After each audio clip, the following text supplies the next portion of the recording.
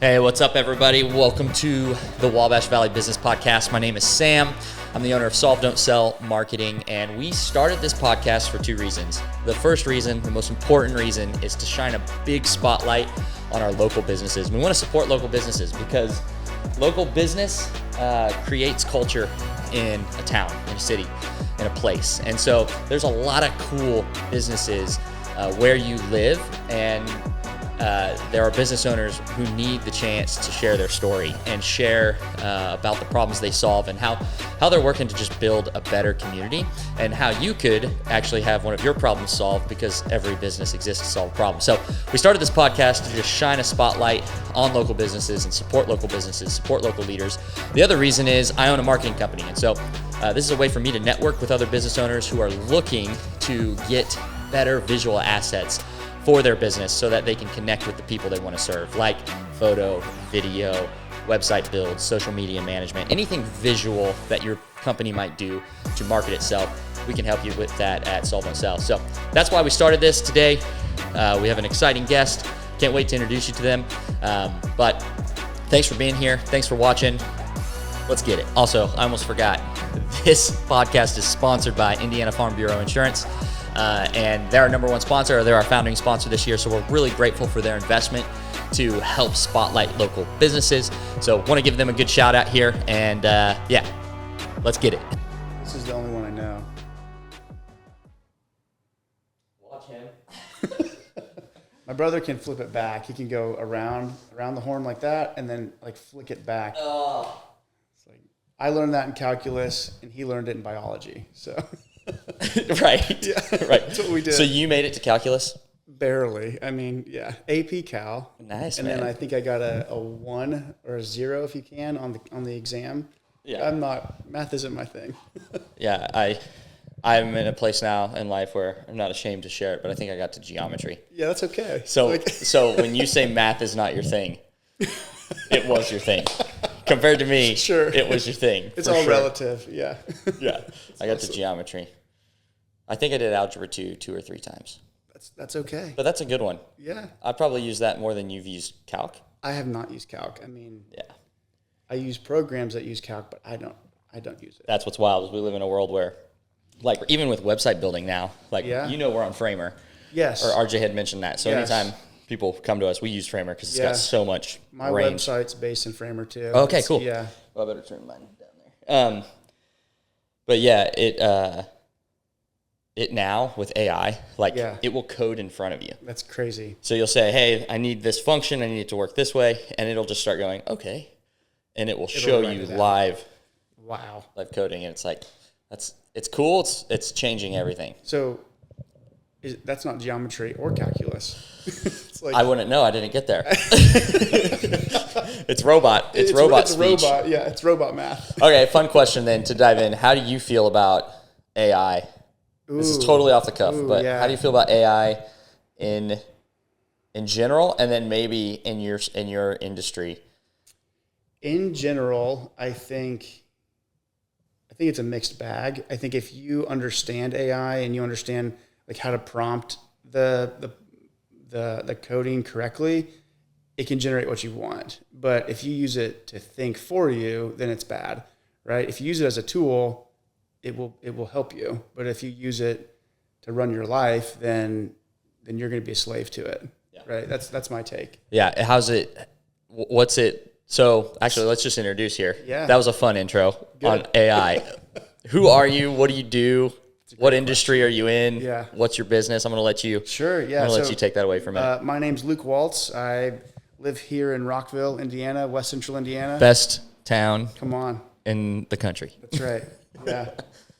And you're actually doing it, and we connected a couple weeks ago because we were talking about how to even make the town better. That's right. So, and we want to make the town better. It's great already, but my kids are in 4-H right now, and 4-H is coming up real quick, and the motto is to make the best better.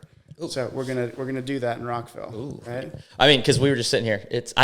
These podcasts, actually, this comes up a lot. This is just a slice of heaven. Park County is amazing. Yeah.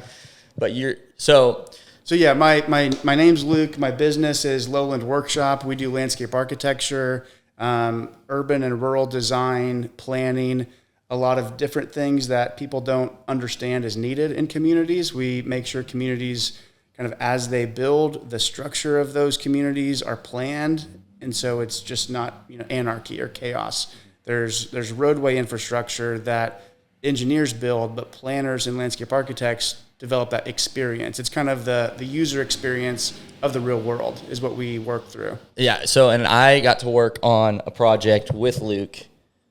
When would this be? Like a couple months ago now already, or a month ago? Yeah, May, I think. In Terre Haute. Yeah. You said, hey, we got a park that we just need footage of, and you guys were doing a ribbon cutting to open the park, and the park was awesome. Yeah. So I'm all about cool parks, and then you designed it, and it's fantastic. It's like where kids want to spend time, where families want to spend time. There's water fountains, there's cool jungle gyms, there's buildings out, like a really nice basketball court. Yeah. It was awesome. So I got to see that, and then in our town here in Rockville, we've got a little place called Beechwood. And I think the playground on that place has been the playground on that place since... Oh, since my parents were kids, probably. I mean, it's been there for 50 years. You know?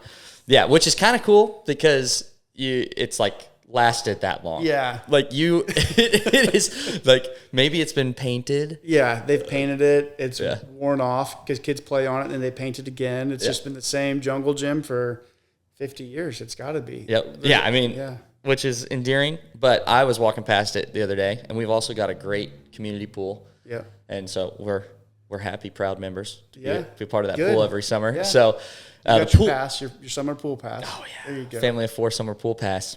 And it's a good deal too. As long as kids don't keep pooping in the pool, we can swim. That's right. We work on that every day. Because they closed it for a bit because that happened. So That's right. That was a bummer. But that's all fixed. Everything's good now. So are you part of? I am. So I'm the park board president. So you had to, okay. So we work, I manage, I oversee with the board the park system. We have 3 parks. We have Beechwood Park.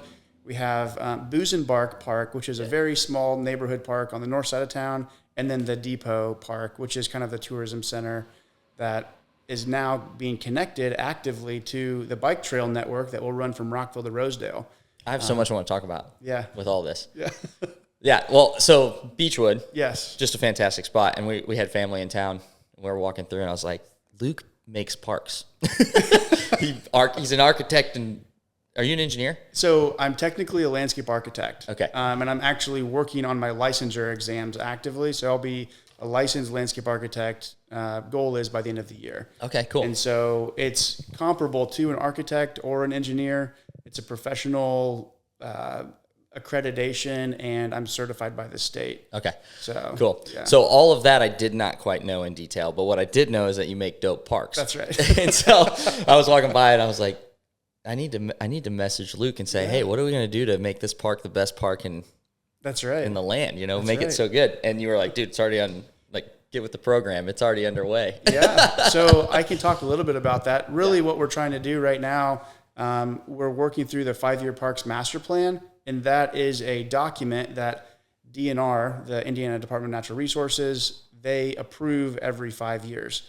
If you have that plan in place, the state will provide funding to your park system through a variety of state-funded grants and federally funded grants. So where we're at in the process is final adoption. DNR sent us comments a few months back, and we're working through those comments and then going to submit it again for that final plan approval from the state. Then we have 5 years to execute as many of those goals on the plan as possible through either donations or our capital improvement funds that we have as a park board, or community foundation grants, local fundraising opportunities, things like that. So basically we have our laundry list of projects to do that have been, we've gained those projects and learned about those projects through community input. Okay. So last year we had, I believe, 3 public outreach events and a community survey that generated over 500 to 600 responses. That's pretty cool. All 3 of those things, as well as a handful of creative videography for at the pool promoting our project. So we had, 15,000 views on some videos of me jumping in a pool. Cool. So that was fun. But all of that is really to generate interest around our park system and the quality of life in Rockville. Yeah. So where are we at in that 5-year process then? When do we have to be ready to go? Yep. So we are finishing up kind of that final plan document. It's going to be submitted to DNR for final approval, and then adoption will happen in the next, I would say, 3 months. Okay, so we're at that end point where we can start working on projects. Cool. Yeah. So a few of the key projects that are on the list, there's a restroom facility at the pool and at the park it's outdated. It needs renovated. So if you were in a city and you walked into our pool entryway, you would think someone's gonna sell me drugs here, or I'm gonna. The people are nice, but that's not what happens at our pool. No, it's not. I'm just saying it's like old. Yeah, there's no natural light coming through. And then in the summer it's hot and humid, and so I walk in there and I'm like, you can't see. Yeah, you're slipping. A block building. It's been there since the 50s. I think 59 or 60 was when it was constructed. Okay, it was completely voluntary and donated materials and labor. It's been the same pool house and same pool footprint for the most part since the 60s. There are people in our community that still remember swimming there when they were kids. That's crazy. That building is now it's not a historic landmark, but it is a historic structure. Mm-hmm. So we can even get funding for exterior improvements through that at some point. So there's a variety of things that the pool as an anchor, and right now it's our only, I think Turkey Run does have their pool open right now at the state park, but Terre Haute's pool is down. Brazil's pool is down. We're one of the only ones on this side of the Wabash Valley that has a pool available. So. Yeah, and we've got someone that's making sure it stays open when kids use it. That's right. For the bathroom. Yes. We love it, dude. Yeah. It's fantastic. Good. I mean, I love it. It's great. Yeah. Cool. So if people wanted to get involved with that, I guess we could throw this in here real quick. What's the best way? Because I'm curious too. Yeah. The best way, I think, would be to just come to one of our park board meetings. They're usually on the third Thursday of every month. Where at? At the town hall on the square. They start at 6:00. So cool. That's the best way to get involved and kind of start the conversation of like, hey, what can I do to help? So, and then we can do spin-off meetings from there and get people plugged in. Cool. Is there anything in particular you're hoping to have at the park? Man, since I was a kid, when I was a BMX racer and skateboard punk. In second grade? That's right. Yeah. Long time ago. I really wanted a skate park, dude, at our public park. Yeah. There was a guy that attempted to get a BMX track in our park system, and that was shut down. It would be cool. I think there is momentum around skate parks again in our area, and there's a few really cool skate parks within driving distance, but our youth need alternative, activities, right? Mm-hmm. Extreme sports is usually looked down upon as kind of a vandal situation, right, but it's actually really a creative process that you can use. So some kind of skate park facility would be great. It may not be. People around here hear skate park and they're like graffiti. Yeah, right. Graffiti and drugs and bad behavior. But there's some really cool things that happen because of skate parks. Oh, absolutely. I would say if my wish list would be that there's about a dozen other things that need to come before that in our community first. So fair. Maybe someday. Yeah, fair. Will you guys do anything different with the shape of the pool or anything like that? Because we are beginning conversations with a pool designer. Cool. That would lead to potentially a new layout. Cool. That all depends on costing and feasibility and nice big lazy system. river.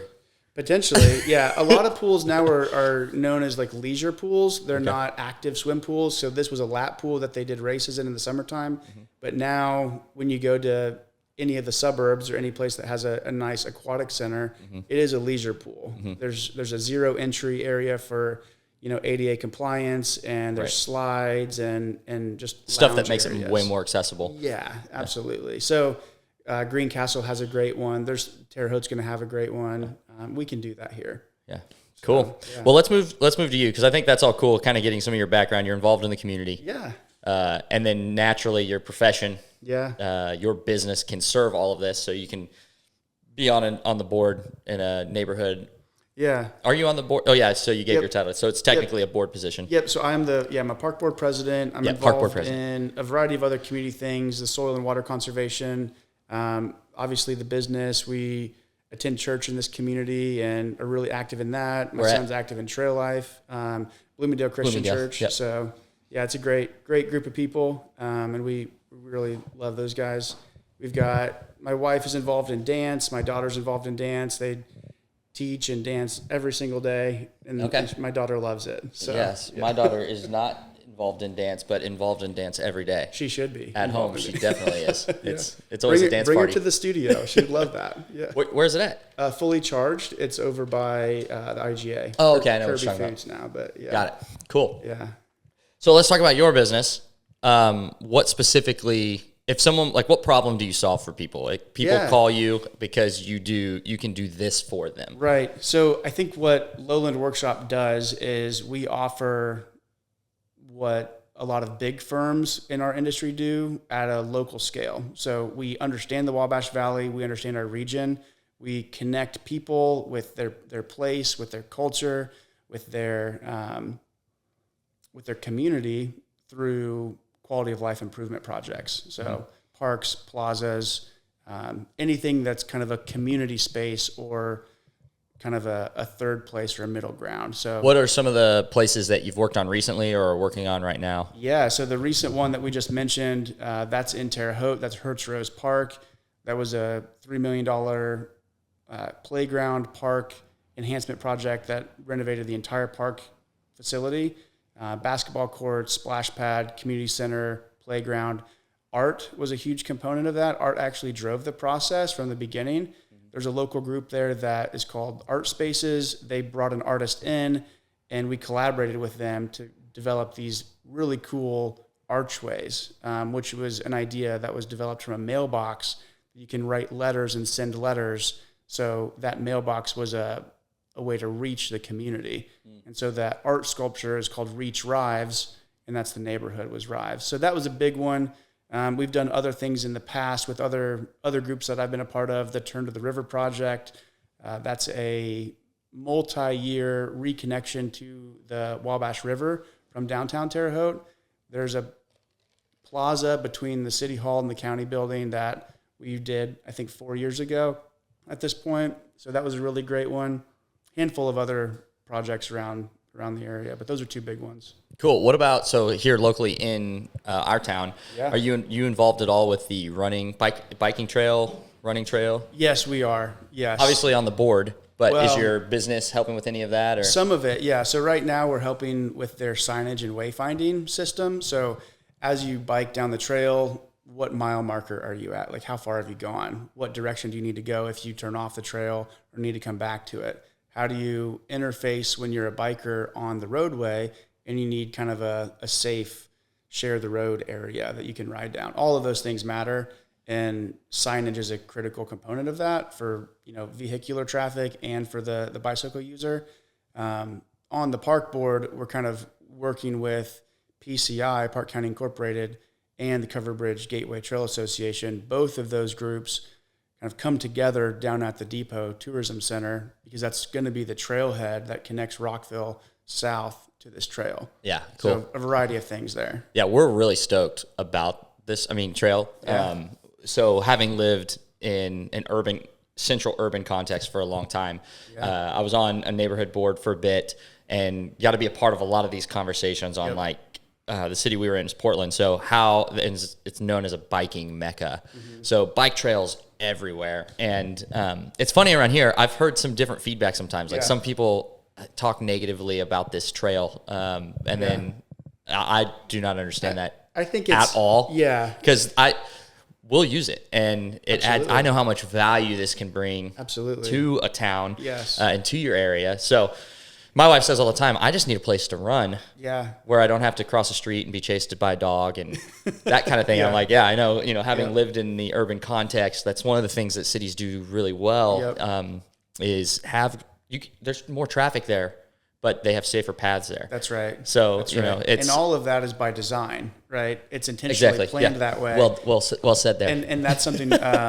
4 years ago, we developed the Rockville Bike and Ped Master Plan. Okay. And so this identifies all of the sidewalks, all of the trail opportunities, any kind of pathway that would connect you to a park or this trail south of town, or to help people get there. to help people get there. Okay. Yeah, safety and all of that factors into So, everything. personal question, you guys, is there any plans for High Street?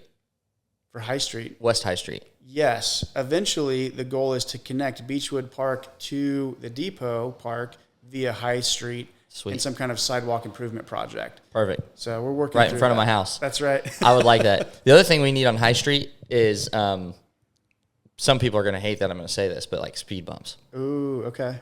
Because if you want to get past all this, Yeah. you just hit High Street and fly. Yeah. So they use it as a bypass. Because there's nothing that'll, like, you can get through town, no stop sign, Yeah. and people fly through there. Yeah. It's probably what, like 3 blocks with no stop sign? Yeah. I mean, maybe the more. whole from this Market Street to College. Yeah. to 41, Yeah. essentially, close to. I would agree. I think there's, We need like the humps or Yes. something that just Yes. that makes you go, I probably shouldn't be yeah. flying. There's kids everywhere. There are probably some solutions that we could come up with. I'm that guy now. I'm the guy that's like, hey, I got kids. Yeah. Stop flying down slow my down. road. Slow Yeah. down. Okay, so who's going to call you then? Would it be a city board, neighborhood board? Yeah. So Okay. typically we work with city engineering departments, planning departments, city mayors, nonprofit groups that want to make a difference in their community. They're going to call us, and we are connecting people and communities to nature in their outdoor world. So whatever kind of project that is, if it's a memorial, the Ernie Pyle Veterans Memorial is one that we're actively working on in Dana. That's a local organization, and they wanted to get people to their museum, but they also want to get people outside and in this new park that they're creating. So groups like that, artist organizations, a lot of times there's conservation organizations and like natural groups that we work with too. The Wabash Land Conservancy is one of those. There's dozens and dozens. Or on the flip side, that's the public and municipal side. We can be on the other side of the table working with developers and engineers on housing projects and kind of generating more. Yeah, I was going to ask you to do anything with like private. Do you do any Yes. have you ever helped someone design their home or their business or that kind of thing? So landscape architecture is unique because it's a wide range. Sometimes people think that we're the tree guys and we plant trees. Sometimes people think we're the lawn mowing guys, we mow lawns. All of that is needed, but we're the ones on the front end that kind of make it all a vision before it becomes reality. Got it. So that's where we usually fit. But we do work in So you're the commercial person. spaces. So you're looking at plans essentially, Yes. and realistic plans that also are tasteful Correct. to the vision Correct. of what someone might have. But this is actual how it will be laid out, the kinds of things that could be there. Do you guys get into materials and stuff like? Absolutely. Okay. Yeah, we work through the materiality. We work through, how's this going to weather? If it's wooden, if it's like a stone product, where's the quarry? Is it going to be sustainable to ship it here? Sometimes we're getting things from Tennessee or from Wisconsin and granite quarries, sandstone quarries, all kinds of places, limestone from Bedford and things like that. So we're thinking about all sorts of materials and how they're going to last. Metals, absolutely. Yeah. Okay. 410, stainless steel, all that stuff for railings and signage. Fascinating. So one of the things I love to ask is, what are some of the things that you've learned? And it could be specific to your industry, but it could be even more broad. What are some of the things that you have learned as a business owner, leader, that have just been really important to your success or building the world that you feel needs built? What are some of those things? And it could be a story. I think from my life experience, it's all been, you mentioned this earlier, you've been doing the same thing in different ways your whole life. So for me, I would say that too. I'm very reserved in certain ways, but then I'm also very outgoing in certain ways. And the landscape architecture world allows that kind of duality. I get to retreat back into a creative place and draw when I want to. I get to go out into the public and help solve problems in real time for people and sketch or have a speaking role at a public event or something like that. So all of that kind of feeds who I am, and that intrinsically I think ties back to my ability to relate to people. I enjoy that. I think one thing that my uncle taught me a while ago when I worked for him was life is a dance. So you have to be flexible, you have to be adaptable, and a lot of people aren't, single-sided, they're multifaceted. So learning about what those different things are in people allows you to help solve their problems. When a board comes together and wants to make a park for a community, you can't just meet the needs of these 5 board members. You're really bridging the gap between what someone thinks they want and what the community is actually telling them. And so it's a little bit of a dance, yeah. Right? And you choreograph that dance, and you develop those spaces, and you create emotion in places. It's sort of like sculpture or art or painting, but you're doing that with natural materials, the real world. Yeah, real people. I would say some advice, my background, I'm a Christian, and I really believe what the Bible says, and Proverbs is something I read all the time. And because you be seeking that wisdom. That's right, the wisdom of Proverbs. A man plans his ways, but the Lord establishes his steps. That's something that I really hold on to. I have plans, and we plan everything as designers. We create opportunities, but that plan might be on the shelf for 5 years before it gets funded. So I have to be okay with that. I have to be okay with this thing taking a life of its own, and I can't hold on to the emotion of I created this thing, because ultimately my gifting is not from me, and that whole experience that I created is what I believe is a creation story. And so that's super cool in that I am able to influence a space because of my gifts. And I think that's really, really what drives me. But wise counsel, good advice, surrounding yourself, you're the product of the 3 closest people to you, right? All of those things are things that I take on and kind of use to influence the way I build things, the way I relate to people. And who would those, like, you're a product of the 3 closest people to you. Who would those people be then? That's a great question. Your wife? That's a great question. Yeah, I spend a lot of time with my wife and kids. If I'm a product... So you have 2 kids? You have 2 kids? 3 kids. My son is 12. My daughter's about to be 10. And my youngest son is 6. So if I'm the product of all 4 of them, then yeah, that's probably my average. So we know who your family is, yeah. That's right. Yeah. So but let's go adults then. Yeah, so I would say there's different people that have influenced me personally, professionally, in my career. It is hard to pinpoint 3, but there's a couple in my career that have really helped form me, and then there's a few in my faith that have really helped form me. I'm not going to put them on the spot today, but they're really incredible people. Yeah. So essentially mentors. Yeah, mentor types that have come alongside your story. Correct. Been there with you. Yeah, absolutely. Yeah, that's good. Yeah, that's good stuff. The biggest advice is life is a dance. So go with it. Like, you can be adaptable. If you're going to be rigid, you're never going to evolve. You're never going to really become what you need to be.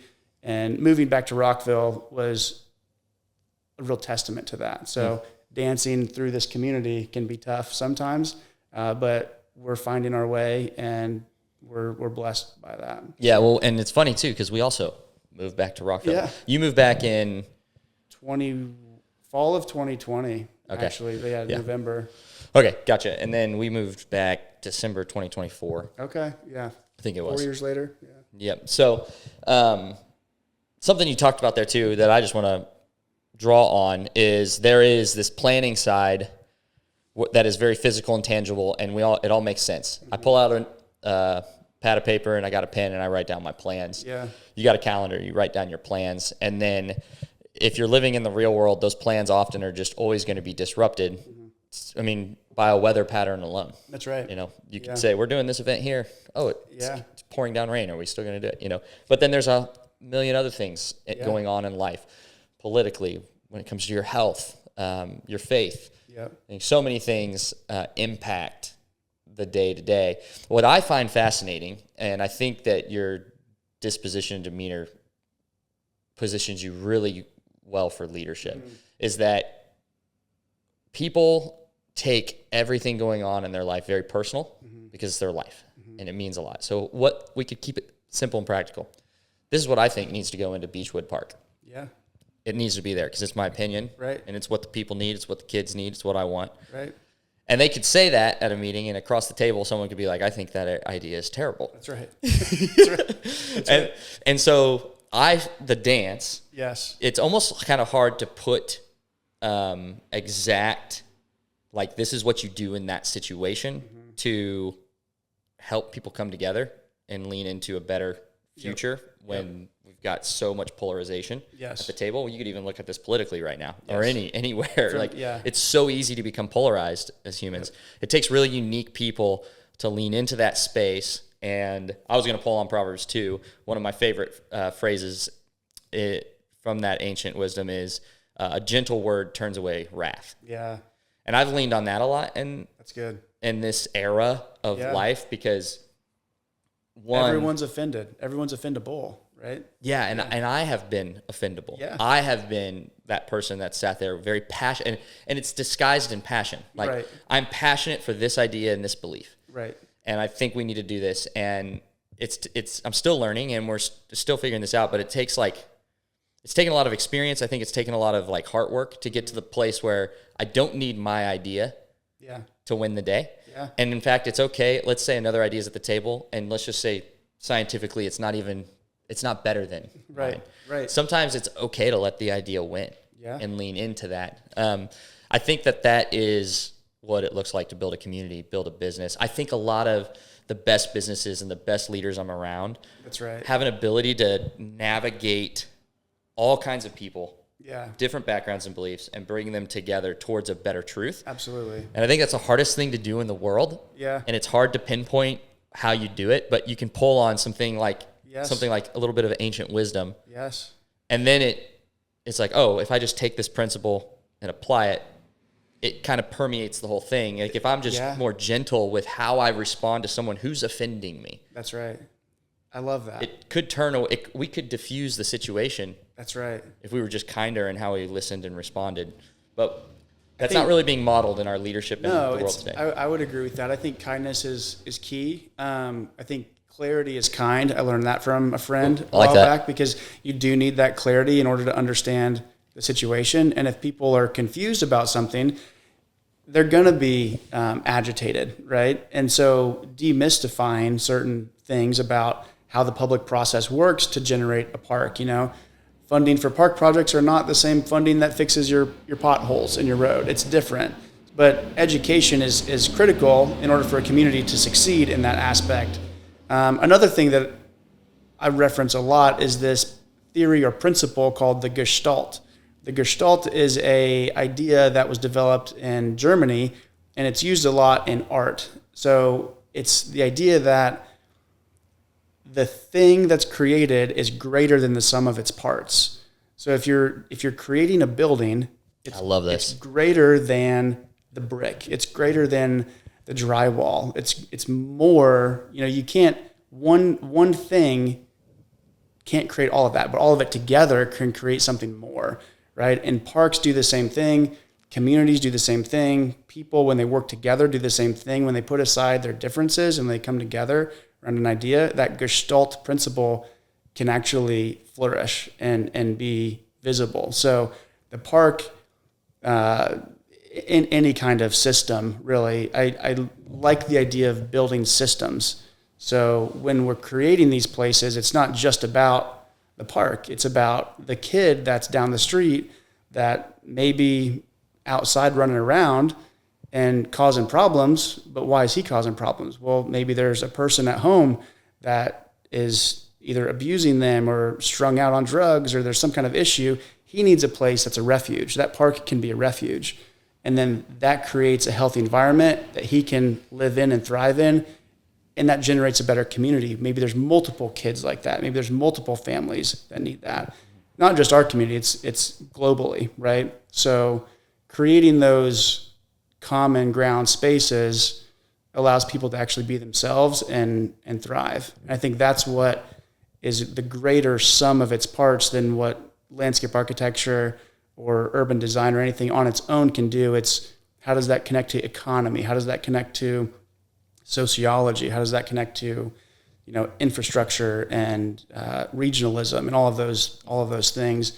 Landscape is a hybrid of a lot of different disciplines, but it solves problems that people don't understand in ways that they don't understand, right? Like we're a middle ground to a lot of different professions and disciplines. Dude, I love it. So let's get more Bible on this. So in Genesis 1, there was already things here, and when the poem starts to describe creation. Yeah. But what was here was void.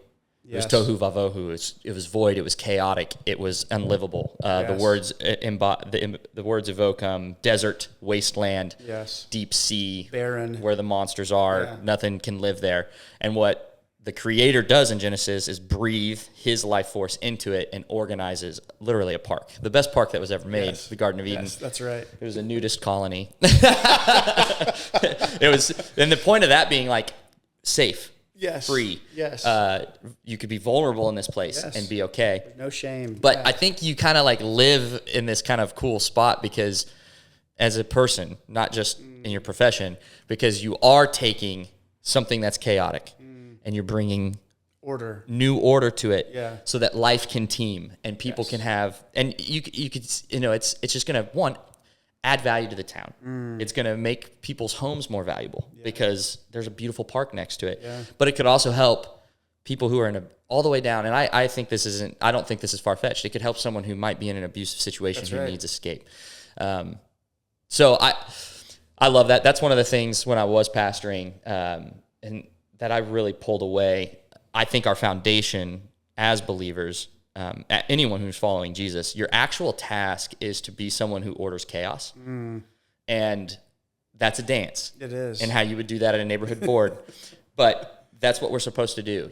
When you walk into a space, it's what can I do to make this place better? Yeah. It's becoming someone who wants to take responsibility for the world, not just feel like you are entitled or have rights to say or do whatever you want, but go, how do we actually build something that is equitable for people, for all people?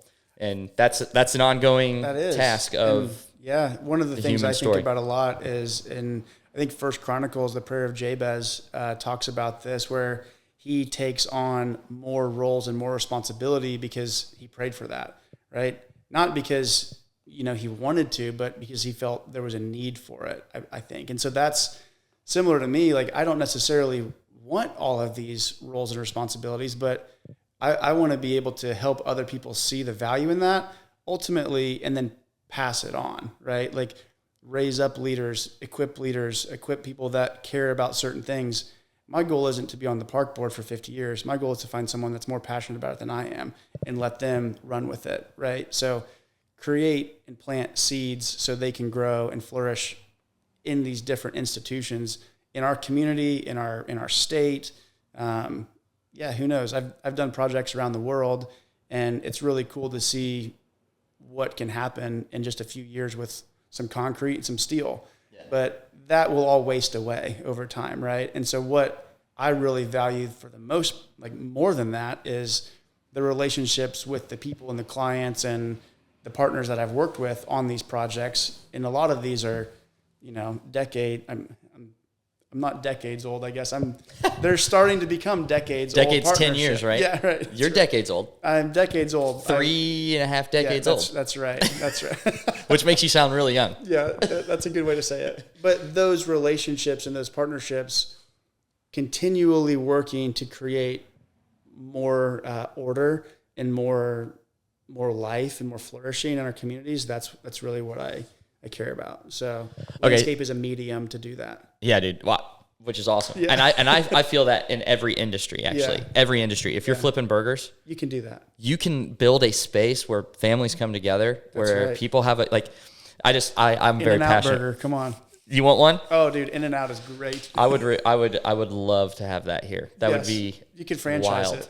Be the first one in Indiana. I don't know if that's my calling. right here in Park County. Rockville. Dude, you want to talk about what would bring people through? First. If we had an In-N-Out here, dude, you would be bringing money to the town. That's right. You would be. That's right. Okay, so this is kind of like a off-the-cuff question. I'm just genuinely curious because this is our community. You live on that side of 40 or 36. Yeah. I live on this side of 36. So you're on the north side. I'm a north sider. I'm a south sider. But we're both west siders. That's fair. Right? That's Would right. you say that this is the west side? I would say that's the west side. You're right on the cuff. I am. Because we're on the west side of the square. I'm walking the line. You are. You are, attaboy. Like Johnny Cash. Right? Yes, exactly. So I want to answer this too. Yeah. But I'm going to ask you first. Then you can ask me. Okay. What is this town missing? And you could address this in a problem we have, but what's missing here? And what does Rockville, Indiana, Park County need? And I'm not talking like it needs water fountains. No, yeah. I'm saying like more in a spiritual sense or a philosophical sense. Yeah, and I was talking about this a little bit before the podcast started. I believe there are places that are sacred and desecrated, right? You can either have a place that has life or a place that has death. And I don't think there's an in-between. I think Rockville is a place that has gone through cycles of that. They've had eras of boom and prosperity, and they've had eras of, depressiveness and kind of a recession in a way. Right now, And with that, where I was gonna say, where are we now? Right now, we're moving back into an era of growth in our community, with young families moving back to town, people seeing new opportunities in the rural space, wanting to get out of big cities and kind of have a little more agency in how they operate their life, right? That happens in communities like this. And I would say opportunity for that is what most communities that are desecrated are missing. Rockville has been really good about having that opportunity. You talked about your brother who just opened a tattoo shop, right? And that's an opportunity that the generations before us may or may not agree with, but they're opening the doors to allow new ideas in. I think that's what helps Rockville grow. And even then, as a tattoo artist, yes, he's very unique in that space yes, with how he handles his business, correct, how he treats people, engages people. Yes, it's something that if you didn't have a board that was capable of seeing the person, yes, they might just shut that down. That's right. But that's right. If you ever come and get a tattoo from Matt, like he's shaking your hand, he's got his life together. Yes. It's an art form for him. So it's just like a different thing. It's the kind of business. That's right. Whether you're flipping burgers, that's right, or tattooing or doing landscaping, correct, it's the people that matter behind that. But I don't want to take away from where you're that's headed. exactly right. And I would say that's what Rockville, I think, is doing good at, but could do better, right? We are welcoming. There's a new ice cream shop right here in town. There's right behind me, right literally behind the studio. A lot of things are happening in our community, and so we can't stifle that. We need to lean into that. What would stifle it? Man, that is a good question.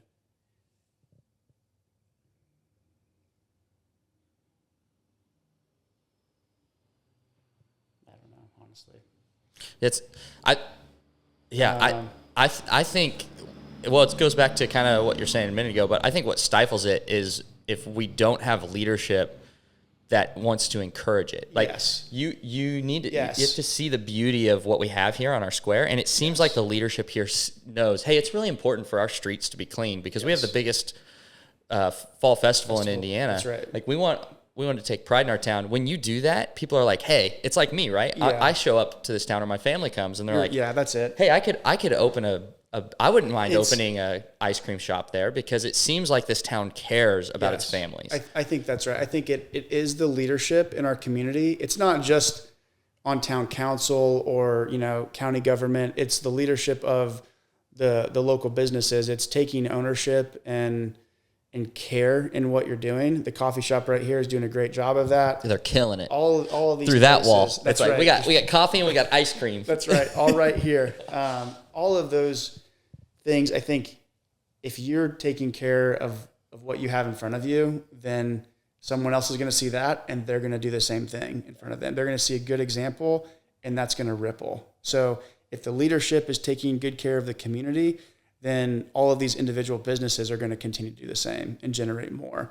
Yeah, and that's kind of where, that's my heartbeat too, with Solve Don't Sell, Wabash Valley Business Podcast. Yep. The point of this is I want to tell the stories of everyone that owns something on this square, you know, and I want people to know, hey, this is a local business with a local leader who's essentially creating the culture of where we live. Yeah. You know, this is how you can support them, and this is how they can help you. And absolutely. It's something that you got going on. Yeah. You ask me the question. What does this? I'll tell you what you're supposed to ask me. What's missing, and what does that like? What's?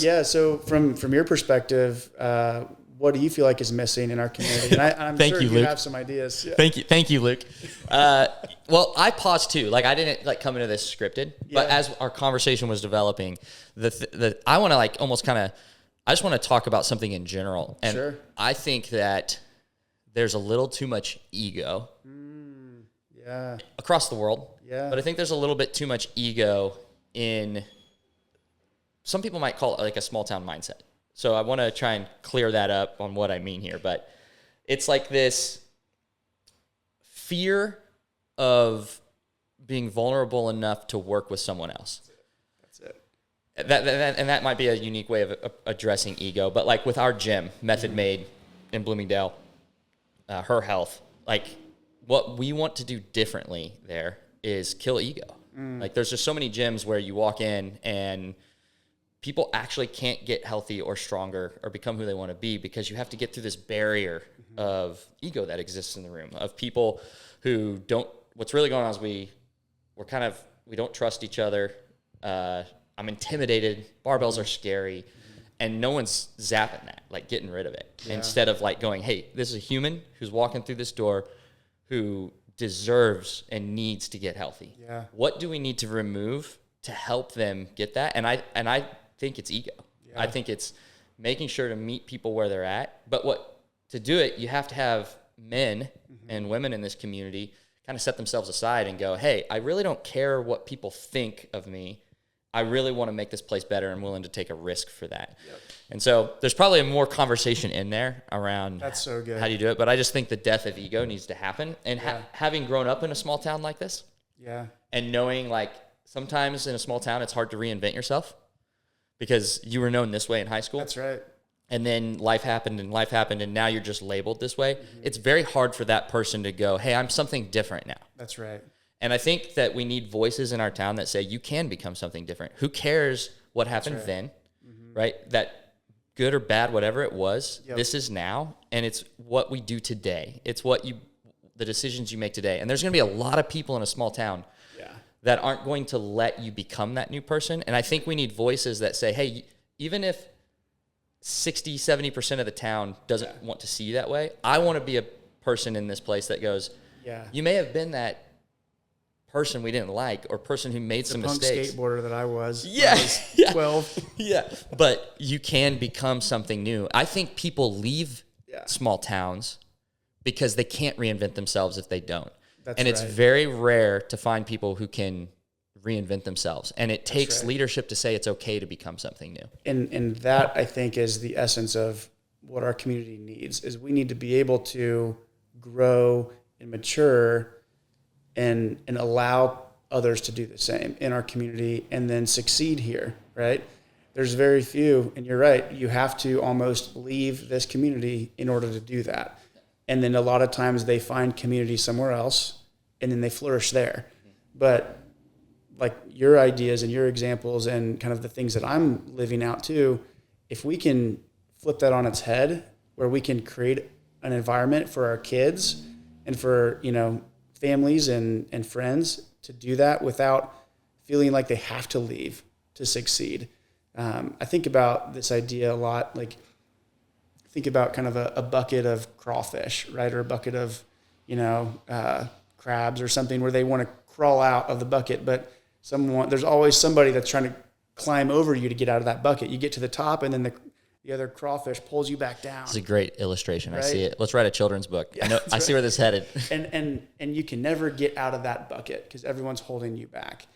Those people that break free, it's like Batman, right? He like jumps out of the hole that Bane was in. He gets out of that hole and then he can go back to saving the world.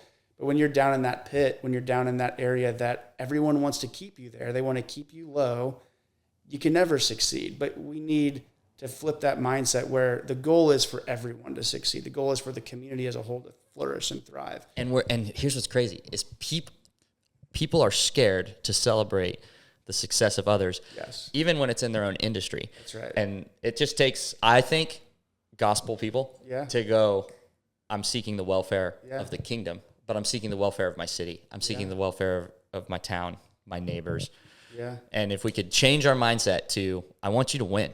I genuinely want you to win. And this is where Solve Don't Sell, I think, could add a lot of value to businesses, especially in a town like this, is you can have multiple businesses here doing similar things. We can have multiple coffee shops. We can have multiple pizza spots. We can have another architectural design or landscaping person come in. We can have another marketing agency come in. I'm actually all for it because every one of us is different and we all can bring something different to the table. And we should celebrate those differences. We can lean into our strengths and figure out how to work together. And then sometimes conflict's good because it makes us sharper and it helps us lean forward. So that's right. Well, cool. This camera is at 2 minutes left. So in the last 2 minutes here, I just want to say thank you for coming onto the podcast. Appreciate you making time this morning. I know you got a busy schedule the rest of the day, but I always love sitting down and talking with you. We need to do this more. We do. Off mic. Yes. Maybe on mic sometimes too. That's fine too. Yeah. But I appreciate you coming in. Before we go, if someone wanted your services, where do they find you? Lowlandworkshop.com, LOWLAND workshop.com. That's where they find us. Or check out this podcast and we can, I guess, put a link in the description there.